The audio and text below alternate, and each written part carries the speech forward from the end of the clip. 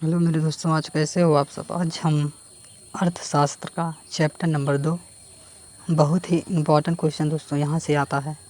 चलो हम आज यह चैप्टर आप सबको बताएंगे बहुत ही इजी तरीके से दोस्तों। इसका पार्ट 1 का वीडियो डिस्क्रिप्शन में लिंक है दोस्तों, जाके देख लिए लिए जी लीजिएगा दोस्तों। चलो शुरू करते हैं। अध्याय का नाम क्या है? भारतीय अर्थव्यवस्था के क्षेत्र। अर्थव्यवस्था मतलब क्या होता है दोस्तों? किसी भी गांव में अर्थव्यवस्था मतलब जो दोस्तों गली होता है दोस्तों, रास्ता होता है, जो घर होते हैं, जैसे सब व्यवस्था जो प्रधान देता है, कॉलोनी देता है दोस्तों, उसी को क्या कहते हैं? अर्थव्यवस्था। अर्थव्यवस्था मतलब कहीं पे सोलर पैनल, मतलब कहीं पे कुछ सुविधा, उसी को क्या कहते हैं? अर्थव्यवस्था। व्यवस्था मतलब किसी को सामान मतलब कि कहीं पे बढ़िया सुविधा देना, उसी को अर्थव्यवस्था। हमारी अर्थव्यवस्था गांव के कैसे कैसे लोग हैं और कैसे हमारा गांव है देख सकते हैं, और कैसे हमारे गांव बना है, सड़क सब, ये सब क्या है? अर्थव्यवस्था में आते हैं। ठीक।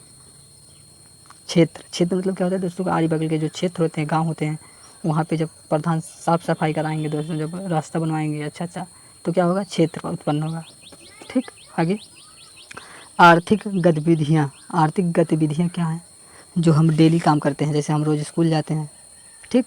वो सब क्या है? आर्थिक क्रिया। आप सबके स्कूल जाते हो, खाना खाते हो, सुबह उठते हो, मंजन करते हो, लैट्रिन करते हो, ये क्या है? सब आर्थिक गतिविधियाँ हैं। ठीक। जैसे ऐसे क्रियाकलाप जिनको करके जीवन यापन के लिए आय की प्रतीत की जाती है प्राप्ति की जाती है आय की प्राप्ति की जाती है। तो जीने के लिए क्या खाना चाहिए? भोजन। इससे के लिए क्या होगी? आय का प्राप्ति होगी, मतलब कि आय वृद्धि होगी दोस्तों। नहीं खाओगे क्या होगा? दिन पे दिन पतले होते चले जाओगे, एक दिन आएगा तो आप ख़त्म हो जाओगे। ठीक। चलो आगे। किसी भी अर्थव्यवस्था को तीन तीन क्षेत्र या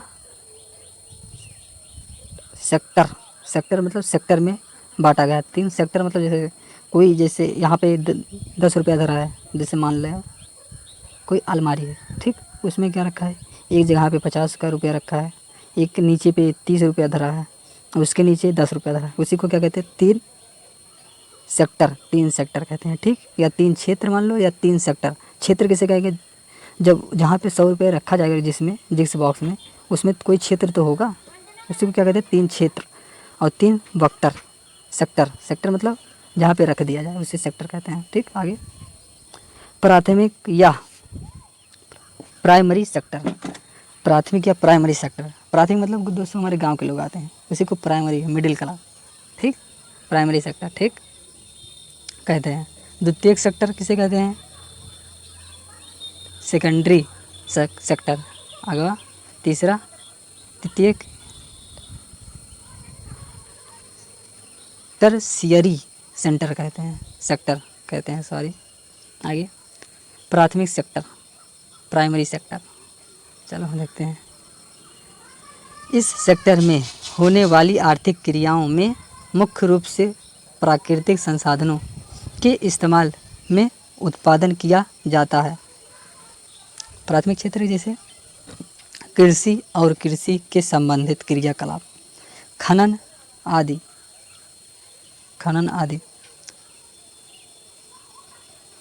सेकेंडरी सेक्टर क्या है? देख सकते हैं। इस सेक्टर में प्राकृतिक उत्पादकों को विनिर्माण प्रणाली के द्वारा अन्य रूपों में बदला जाता है। उदाहरण के लिए लोहा इस्पात उद्योग, ऑटोमोबाइल आदि। मतलब समझो दोस्तों, हम बताएं आप सबको क्या हुआ। जैसे तुम क्या होते हो, क्या करते हो? गन्ना बैठाते हो ना, क्या होता है? उसे काटते हो, फिर उसके बाद मिल पे ले जाते हो, और मिल पे क्या होता है? वहाँ पे क्या होता है? गुड़ बनता है या चीनी बनता है। इसी को क्या कहते हैं? सेक्टरी सेक्टर सेक्टरी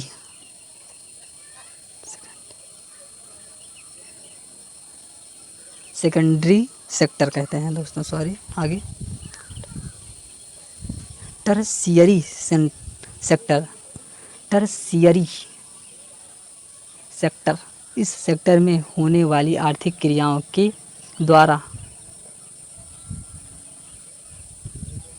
अमूर्त वस्तुएं प्रदान की जाती है। उदाहरण के लिए यातायात, दोस्तों आगे चलो शुरू करते हैं। क्या कह रहा है? सार्वजनिक क्षेत्र, सार्वजनिक मतलब क्षेत्र सबके लिए, सार्वजनिक क्षेत्र जिनमें अधिकांश परिसंपत्तियों पर सरकार का स्वामित्व होता है। जैसे दोस्तों कोई भी संपत्ति है जिस पे सरकार का अधिकार होता है, ठीक, उसे क्या कहते हैं? सार्वजनिक क्षेत्र, ठीक, जिस पे सरकार का अधिकार हो। जैसे रेलगाड़ी पे किसका अधिकार है? सरकार का, ठीक। जो 6 लाइन बनती है, 4 लाइन सड़क बनती है दोस्तों, उस पर क्या है? सरकार का अधिकार है, सरकार बनवाता है दोस्तों, ठीक। रेलगाड़ी पे उसका अधिकार, हवाई जहाज़ पे उसका अधिकार है दोस्तों। मतलब कि सार्वजनिक क्षेत्रक उसी में आते हैं दोस्तों, ठीक। आगे निजी क्षेत्रक, वह क्षेत्र जिसे परिसंपत्तियों का स्वामित्व और सेवाओं का वितरण एक व्यक्ति या कंपनी के हाथों में होता है, निजी क्षेत्र कहते हैं दोस्तों। जैसे कोई व्यक्ति है, हमारा खेत है, हमारा क्या है? निजी है, उसमें किसी का हक नहीं है, उसी को क्या कहते हैं? निजी क्षेत्र। तुम्हारे खेत है ना, तो उसी को क्या कहेंगे? निजी क्षेत्र, ठीक। आगे सकल घरेलू उत्पाद, सकल घरेलू उत्पाद क्या होता है? किसी विशेष वर्ष में प्रत्येक क्षेत्र द्वारा उत्पादित अंतिम वस्तुओं एवं सेवाओं का मूल्य उस वर्ष में देश के कुल उत्पादन की जानकारी प्रदान करना सकल घरेलू उत्पाद कहलाता है दोस्तों। किसी भी वर्ष में जितने उत्पाद किए गए, जैसे 10 कुंटल का उत्पाद किया गया, ठीक, सेवाओं का मूल्य, उसका जो मूल्य होगा जहाँ पर जाएगा उसका तुम्हें मूल्य मिलेगा, उस वर्ष के देश के कुल उत्पादक की जानकारी प्रदान करता है, ठीक। आगे उत्पादन में तृतीय क्षेत्र का बढ़ावा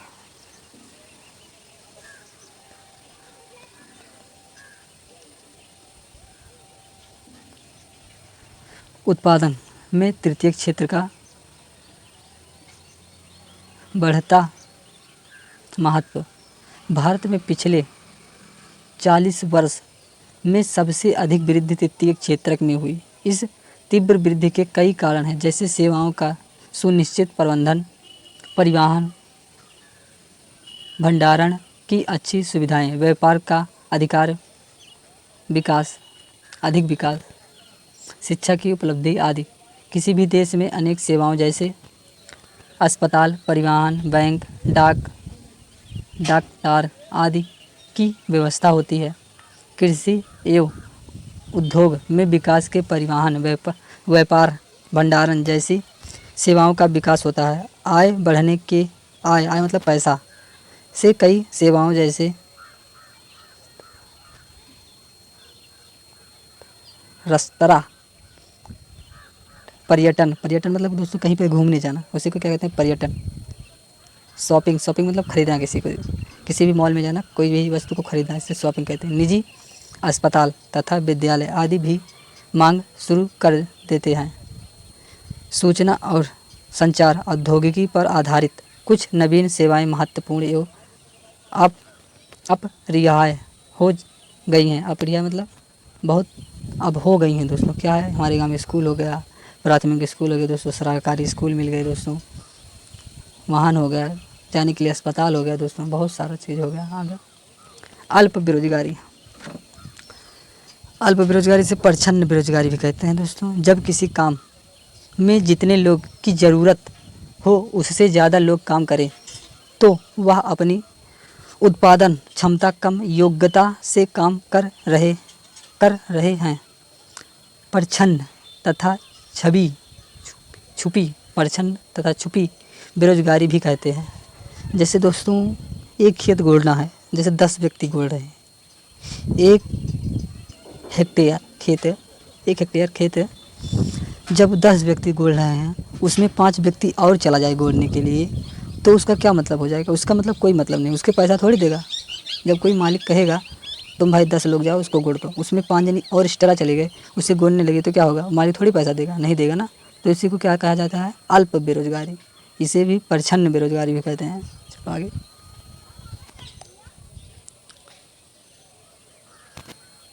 शिक्षित बेरोजगारी किसे? जो समझदार व्यक्ति है, शिक्षित बेरोजगारी। जब प्रशिक्षित व्यक्तियों को उनकी योग्यता के अनुसार काम नहीं मिलता इससे दोस्तों क्या काम नहीं मिलता, बताओ कैसे? जैसे तुम इंजीनियरिंग हो, तुम्हें कार बनाने आता है, ठीक, कार बनाने आता है तुम्हें, और जब वहाँ कार के मालिक होते हैं वह तुम्हें भर्ती ना ले, मतलब कि तुम्हें हम नहीं लेंगे, तुम कार बनाने के योग्य नहीं हो, तुम्हें निकाल दें, तो क्या होगा? शिक्षित बेरोजगारी। शिक्षा होने पर भी बेरोजगारी नहीं मिल रही है, मतलब कि काम नहीं मिल रहा है, तो इसे क्या कहते हैं? शिक्षित बेरोजगारी। तुम्हारे पास शिक्षा है लेकिन तुम्हें पैसा, बेरोजगारी नहीं मिल रही, बेरोजगारी मतलब तुम्हें काम नहीं मिल रहा है, ठीक। कुशल श्रमिक, जिसने जिसने किसी कार्य के लिए उचित प्रशिक्षण प्राप्त किए हैं। अकुशल श्रमिक, जिन्होंने कोई प्रशिक्षण प्राप्त नहीं किया। संगठित क्षेत्रक, इसमें भी उद्यम या कार्य आते हैं जहां रोजगार की अवधि निश्चित होती है। अवधि मतलब इससे दोस्तों क्या होता है, जो सरकारी टीचर होते हैं उनका 50-60 साल का रिटायर होता है ना, वो क्या है? अवधि है, इतने पर हो जाओगे तुम्हारा रिटायर स्वयं हो जाएगा, इसी को अवधि कहते हैं, इसी का संगठित क्षेत्र कहते हैं, ठीक। ये सरकार द्वारा पंजीकृत होते हैं तथा निर्धारित नियमों के विनियमों का अनुपालन करते हैं दोस्तों, इसका पालन करते हैं। असंगठित क्षेत्र, छोटी छोटी व बिखरी हुई इकाइयाँ जो अधिकांश सरकारी नियंत्रण को बाहर रखती हैं, वे निर्मित होता है या प्रायः सरकारी नियमों का पालन नहीं करती दोस्तों। जैसे हम दुकान खोल दिए, कोनो फैक्ट्री हम खोल दिए और उसमें 10 व्यक्ति को लगा दिए काम करने के लिए, फिर जिस दिन हमारा मन कहेगा उसे क्या करेंगे? निकाल देंगे, तो यह क्या हो जाएगा? असंगठित क्षेत्र, ठीक। आगे, जय हिंद दोस्तों। वीडियो अच्छा लगा चैनल को सब्सक्राइब करो, साथ में बेल आइकन को दबाना मत भूलना दोस्तों। वंदे मातरम। जय हिंद दोस्तों, सब्सक्राइब करके बेल आइकन को दबाना मत भूलना। जय हिंद, वंदे मातरम। मिलते हैं कल दोस्तों।